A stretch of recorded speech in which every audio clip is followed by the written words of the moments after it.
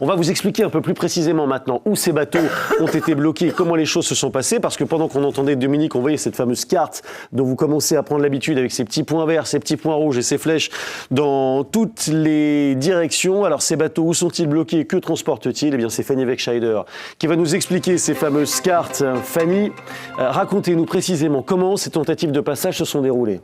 Alors les États-Unis pourraient dire que c'est plutôt un succès puisque selon les rapports assez fréquents sur la plateforme X du CENTCOM, le commandement central des armées américaines, eh bien rien qu'à la première journée de blocus, il fait état d'aucun navire qui n'aurait franchi le blocus depuis un port iranien et de 6 navires marchands qui auraient obéi à l'ordre des États-Unis et qui ont fait demi-tour. 6 navires plus au moins 2 encore recensés ici par Kepler, cette entreprise donc, qui suit les flux de tous ces navires, dans le détroit d'Ormuz notamment, et qui fait partie donc, de ces navires qui, eux, ont pu passer, mais qui ont été freinés lors de leur accession du détroit parce qu'ils allaient vers un port iranien.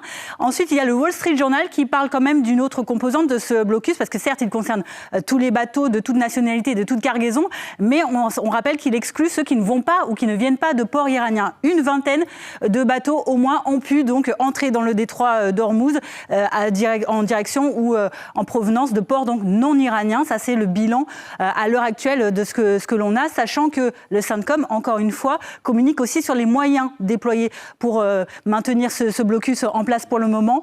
Plus de 10 000 militaires américains sont déployés, plus de 100 avions de chasse et de surveillance également, ainsi qu'une dizaine au moins de navires de guerre sont en place pour faire respecter ce blocus. Et ce dispositif fonctionne donc, semble fonctionner, en tout cas c'est ce que vous nous dites. Fanny, merci beaucoup. Est-ce que, Général Desportes, cette efficacité manifeste, elle vous surprend ou pas ?